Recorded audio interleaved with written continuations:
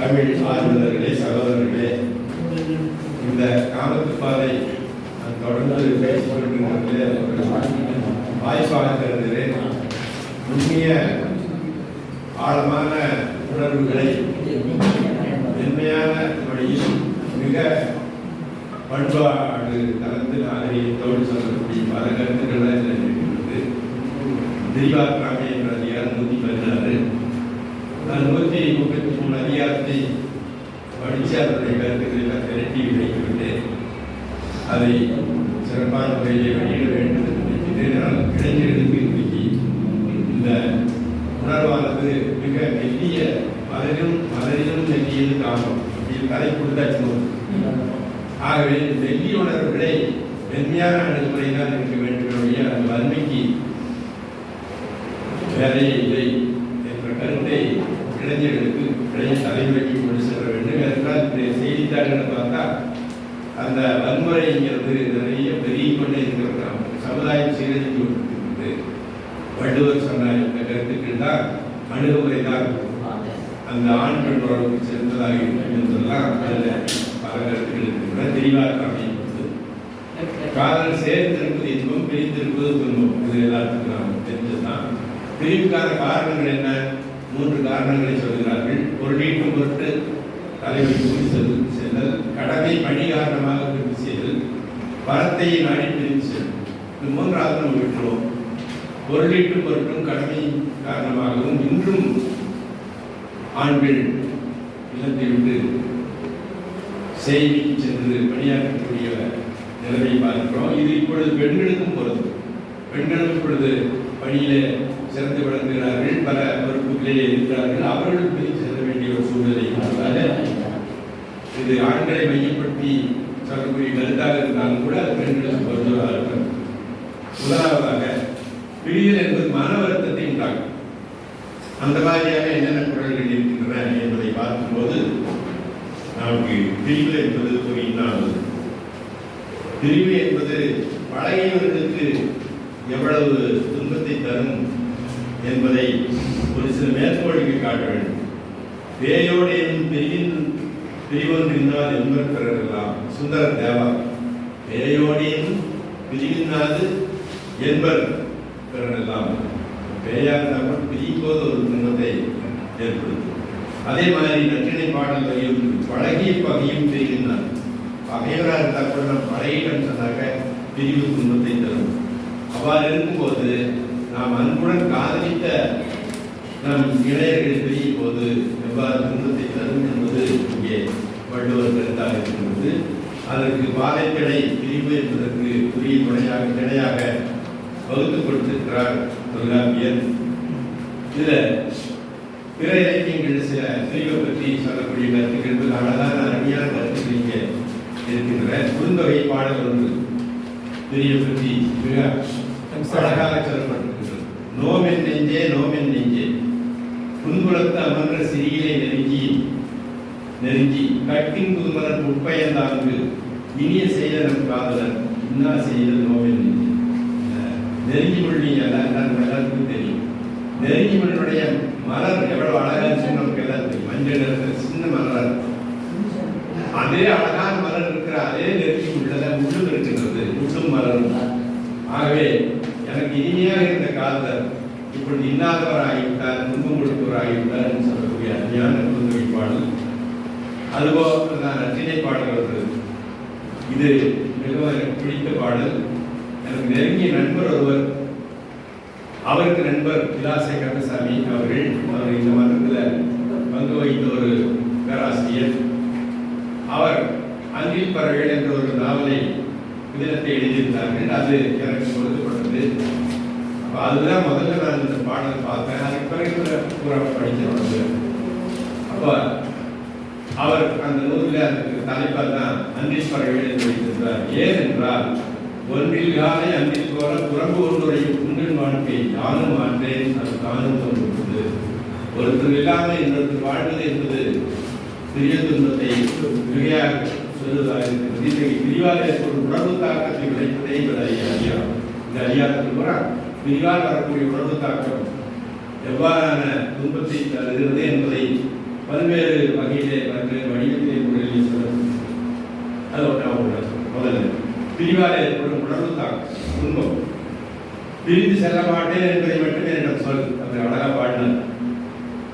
அன்றி விரைவில் திரும்புவேன் என்பதை உயிரோடு இருப்பவர்களிடம் சொல்.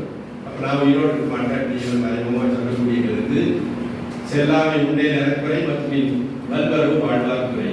இது அடுத்து என்னிடம் பிரிந்து செல்வது வரைக்கும் கல் நெஞ்சர் திரும்பி வருவார் அன்பு செலுத்துவார் என நினைப்பது பயனற்றது.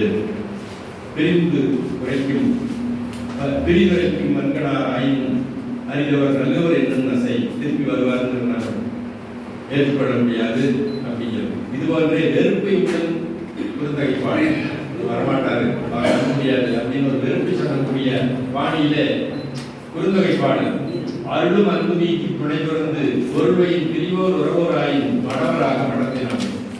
அருள் அன்பு எல்லாத்தையும் விட்டுட்டு என்னை பிரிந்து போவனா அவர் போய் போறார். அதான் அவரை பற்றி நான் கவலைப்படல, நாம மடையர்களாக இருப்போம் அப்படிங்கிற ஒரு வெறுப்புணர்வை தரக்கூடிய குறுந்தகை பாடல் வந்து இதுக்கு பொருத்தமாக. இது துன்பத்தை தரணும். இரண்டாவதாக ஐயப்பாடு பிரிந்து சென்றவர் வருவாரா மாட்டாரா என்ற அச்சம் ஐயம் இந்த இரண்டும் கலந்த உணர்வை சொல்லக்கூடிய குரல்கள் நிறைய வருகின்றன. என்னுடைய இருக்கும்போது அவர் பார்வை இன்பம் அளித்தது, அப்போது கூட அவர் பிரிந்து சென்று விடுவார் என்ற அச்சத்தால் மகிழ்ச்சி அளிக்கிறது. கிட்டவே இருந்தா கூட இந்த நாள் பிரிந்து போய்வாரோ என்ற ஐயம் வரதுனால அது மகிழ்ச்சி துன்பமாக மாறிவிடுகிறது. இங்கு நுழைத்தவர் பார்வரல் பிரிவென்றும் முன்னில் நுழைத்தால் உணர்வுல இருக்கும்போது கூட நெருங்கி ஒன்றி இருக்கும்போது கூட நாள் பிரிந்து போயிடுவாரா என்ற ஐயம் வரும்போது அது இன்பத்தை தருவதில்லை.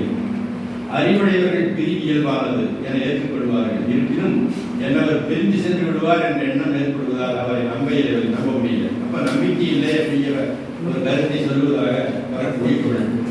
அரிதரோ தேர்தல் அறிவுடையார்களும் பிரிவோ இடத்துண்மையான அறிவாளிகளாக இருந்தால் கூட அவர் பிரிந்து சென்று விடுவார் என்ற ஐயம் நமக்கு ஏற்பட்டு விடுகிறது. அருளிடத்தோடு அஞ்சாதே என்று உறுதியளித்த அவர் என்னை விட்டு பிரிந்து சென்றதால் பிரிந்து சென்ற தவறா அவரை நம்பிய நான் செய்தது தவறா?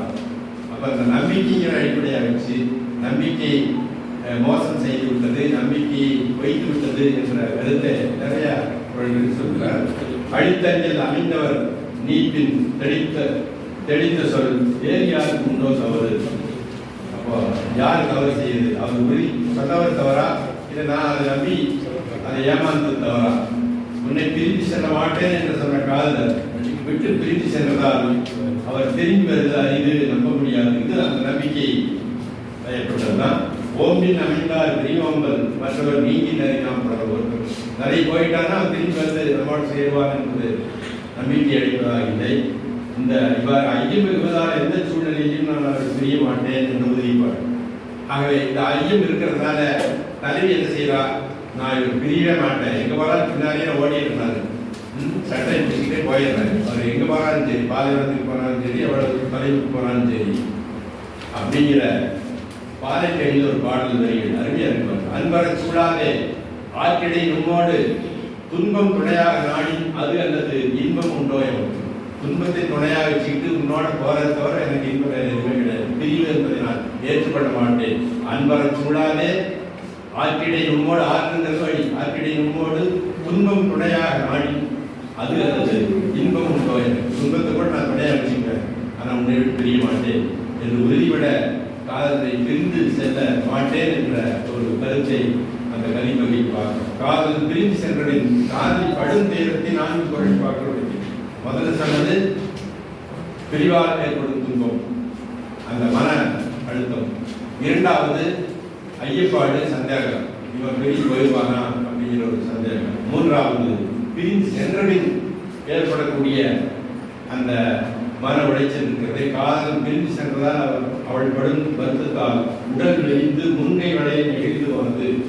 துறைவன் பிறந்தனை தூற்றாகல் முன்கை இறையடைவா என்ற படை நெகிழ்ந்து விடுகிறது. அன்புக்குரிய தோழியர் வாழ் மூவரை விட்டு பிரிந்து செல்வதை காட்டிலும் காதல் பிரிவு துன்பம் தருகின்றது. தோழியரை ஒரு ஒப்பீடு செய்து தோழியரை பிரிந்து செய்தால் கூட இவ்வளவு சென்றால் கூட இவ்வளவு துன்பம் வராது. காதலை பிரிந்து செல்வது துன்பம் இது மிக அழகான குரல். நெருப்பு தொடுவர்களை சுடும், காமநோய் விட்டு பிரிந்தால் சுடும். தொட்டால் சுடும், இது விட்டால் சுடும். தொழிற்சுடின் அல்லது காமநோய் போல விழிச்சுடின் மாற்று நோக்கி தீக்கத்த ஆற்றல் கிடையாது. வரை வர சுடாது, ஆனால் இது நெருங்கினால் சுடும் என்று சொல்லக்கூடிய விழிச்சுடின் ஆற்றல் விட்டு பிரிந்தால் சுடும். அவ்வாறு மருத்துவர்களாக தலைவரின் பிரிவை தாங்கிக் கொண்டு உயிரோடு இருக்கும் பெண்கள் பலர் இறுதியான பெண் அரிதாக்கி அதனோக்கி பிரிவாக்கி பின்னிருந்து வாழ்வார்கள். எவ்வளவு மன உளைச்சல் ஏற்பட்டால் கூட அதையும் தாண்டி பிரிவை தாங்கிக் கொண்டு உயிரோடு இருக்கக்கூடிய பெண்கள் பலர் இருக்கிறார்கள் என்பது இது பெண்களுக்கு ஒரு நம்பிக்கையை தரக்கூடிய ஒரு செய்தியாகவும் ஆக்க நோக்கி சொல்லக்கூடியதாகவும் தற்காலத்துக்கு ஏற்புடையது. இங்கிறது தற்கால சூழலுக்கு ஏற்றது. பிரிவு என்பது தவிர்க்க இயலாத தற்காலத்தில் அதை தான் உடற்பாங்கு கூறப்பட்டுள்ளது. இது இயல்பு நிலையை வளர்க்கிறது. இந்த காலகட்டத்தில் பிரிவு நான் ஆக்க மாட்டேன், எனக்கு துன்பம் ஏற்படுகிறது, வாழ்க்கையே போயிடுது அப்படின்னு புலம்ப வேண்டிய தேவையில்லை. பிரிவு இருந்தால் கூட வாழக்கூடிய பெண்கள் பலர் இருக்கிறார்கள். ஆகவே அதை நாம் ஏற்றுக்கொண்டு இயல்பு சூழலை மனத்தில் வைத்து வாழ வேண்டும் என்ற கருத்தை இறுதியிலே வழிவகுக்கிறார். ஆகவே இந்த கருத்துக்கள் அடங்கியதான் பிரிவாற்றாமை. நன்றி.